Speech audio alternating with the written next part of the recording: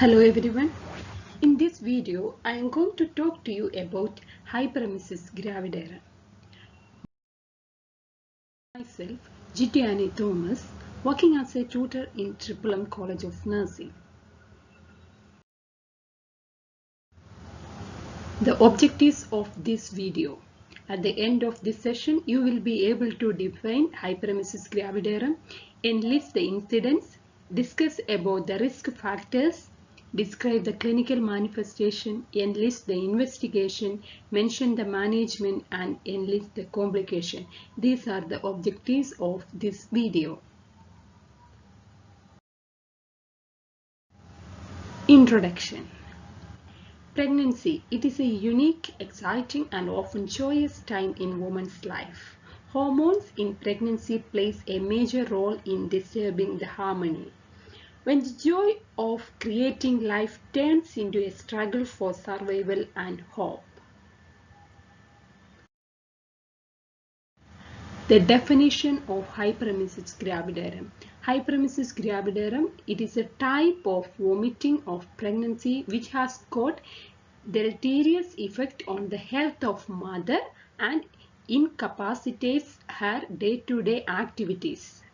That is the definition of hyperemesis gravidarum. The triad adverse effects are, it is more than 5% pre-pregnancy weight loss, dehydration and electrolyte imbalance.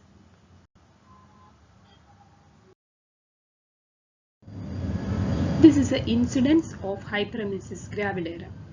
The incidence of women with severe symptoms vary from 0.3 to 3% of pregnancies.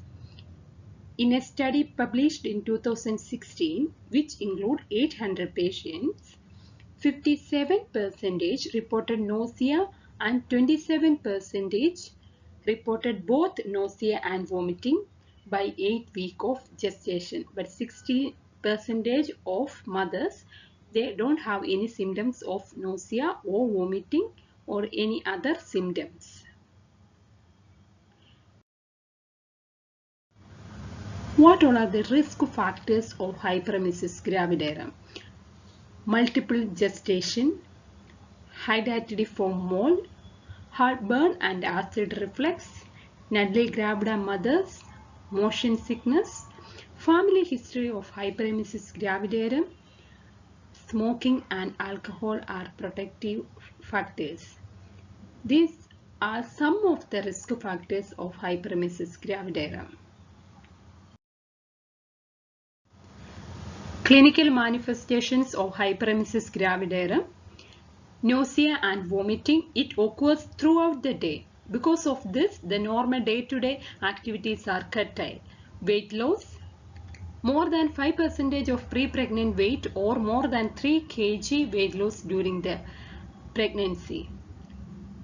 Urine quantity is diminished even to the stage of oliguria. Sometimes there is ketones present in the urine. Orthostatic hypotension. Physical signs of dehydration. In the early pregnancy, there is no evidence of dehydration or starvation, but in the later stage, there is evidence of dehydration and starvation are present. The physical signs of dehydrations are trichotted tongue, sunken eyes, tachycardia and hypotension. Then vitalism, that is a hypersalivation.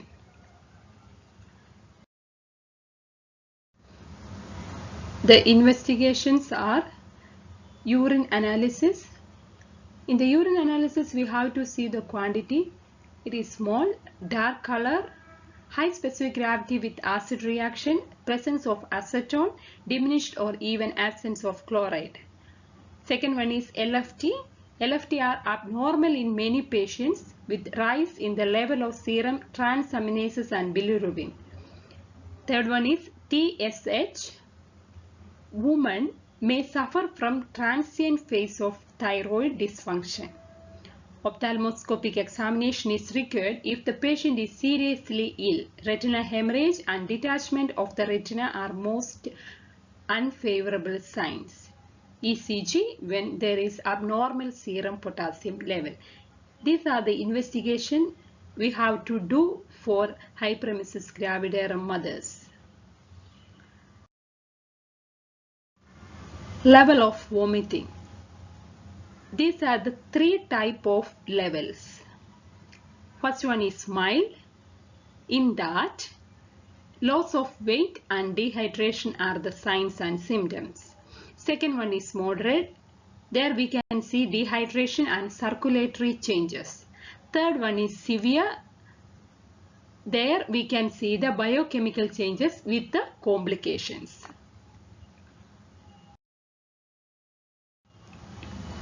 We'll move on to the management of hyperemesis gravidarum. Management of hyperemesis gravidarum. Early causes with nausea and vomiting are managed at home with oral antiemetics. This NVP should be treated according to the severity: nausea alone, vomiting without dehydration, and vomiting with dehydration. The first one is management of nausea alone. Diet changes: pyridoxine, doxylamine succinate and pyridoxine, acupuncture or acupressure, hypnosis. These are some of the management. So in the diet changes, we can give small meals every 2 hours, avoid triggers, and add ginger to the diet. That is good for the hyperemesis gravidarum mothers. Pyridoxine, if she need, we can give 10 to 20 mg orally every 6 to 8 hours. The maximum of 200 mg per day we can give.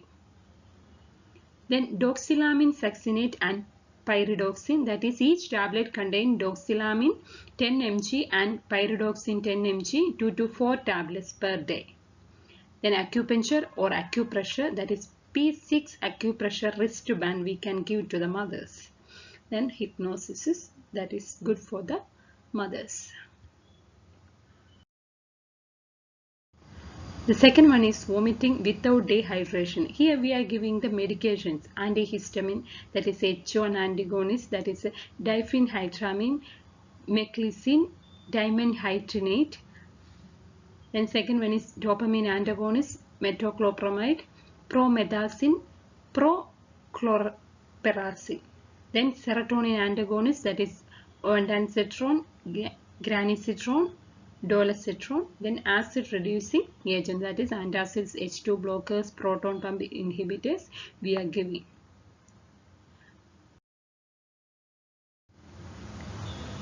The third one is the vomiting with the dehydration. If the mother is having vomiting with the severe dehydration, we have to move to the IV fluids and electrolyte corrections, vitamins and minerals, antiemetics and diet therapy. IV rehydration and electrolyte correction. For this, we can give 2 liters RL. We can give IV infused over 3 to 5 hours. If the potassium level is more than 120 milliequivalents per liter, we can give isotonic saline. Next is dextrose 5% in 0.45% saline with 20 milliequivalents potassium chloride at 150 ml per hour to a patient with normal potassium levels. If the serum potassium level is 3 to 3.4 milliequivalents per liter, treatment usually start with 10 to 20 milliequivalents per liter of potassium given 2 times per day. These are some of the vitamins and minerals we can give to the hyperemesis gravidarum mothers. That is thiamine 100 mg IV for 3 days, folic acid 0.6 mg daily, vitamin B6 25 mg in 1 liter fluid daily, multivitamin 10 ml with IV fluid we can give, magnesium 2 mg, that is 16 milliequivalents. This magnesium sulfate infused as a 10% solution over 10 to 20 minutes followed by 1 gram, that is 8 milliequivalents in 100 ml of fluid per hour we can give. So these are some of the vitamins and minerals we can give.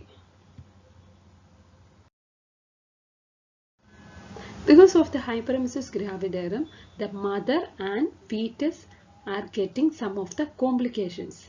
The complication for the mothers are debilitating fatigue. That is, the mother, she is inability to work or take care of their family members, malnutrition and dehydration because of the severe vomiting, frequent vomiting of blood or bile, organ dysfunction or failure, gallbladder, liver, gastrointestinal or heart, depression and anxiety, post-traumatic or stress disorder. These are the some of the complications for the mother. The complication for the babies are preterm labor, low birth weight, developmental delays, congenital heart disease, skeletal malformation, behavioral or emotional problems, pregnancy loss and miscarriage, that is 25% for hyperemesis gravidarum mothers. Here, as a midwife, what is our role to the hyperemesis gravidarum mothers? Provide emotional support to the mothers.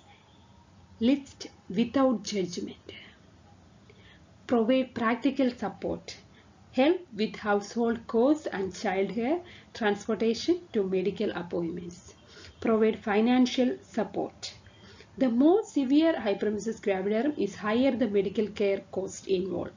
Be an advocate to find practical ways that you can help those who may struggle with in the future.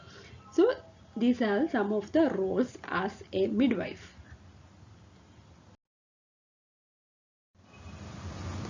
For reducing the nausea and vomiting, as a nurse, we have to provide the medication on time to enable stable blood levels of antiemetics. For reducing the sensory stimulation, we can provide a side room for the mother. It should be away from smelly areas if possible, and ensure that who are taking care of that mother, they are quit and free from perfume while providing care to the mother. Provide snacks when required where possible. Review the effectiveness of medication and intervention daily or as required.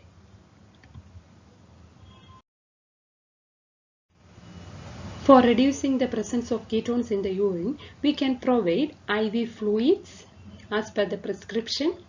Warm IV fluids to 37 degrees. This is to reduce calorific loss from cold IV fluid administration.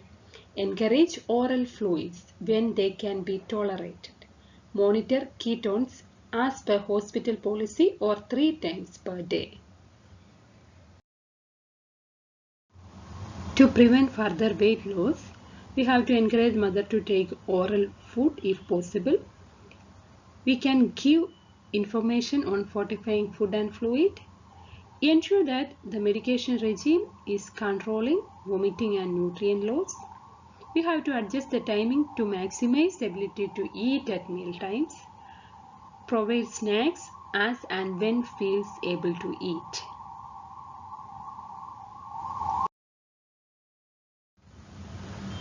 We can give a comfortable environment for the hyperemesis gravidarum mothers. Provide a side room where possible to reduce the sensory stimulation. Ensure that the staff members are free from perfumes or cigarette smoke. Provide pressure relieving mattress. Ensure that the vomit bowls and urine samples are removed promptly and adequate empty receptacles are provided to the mothers. By this, I conclude hyperemesis gravidarum. So nausea and vomiting in pregnancy is the most common indication for hospitalization in the first trimester. Diet changes, avoidance of the trigger and doxylamine pyridoxine is the first line therapy for hyperemesis gravidarum mothers. With dehydration should be treated with IV rehydration, electrolyte correction and ondansetron. So in this video, we seen that what is the definition of hyperemesis gravidarum, incidence, risk factors, clinical manifestation, investigation, management and complications of hyperemesis gravidarum. These are some of the references for this video.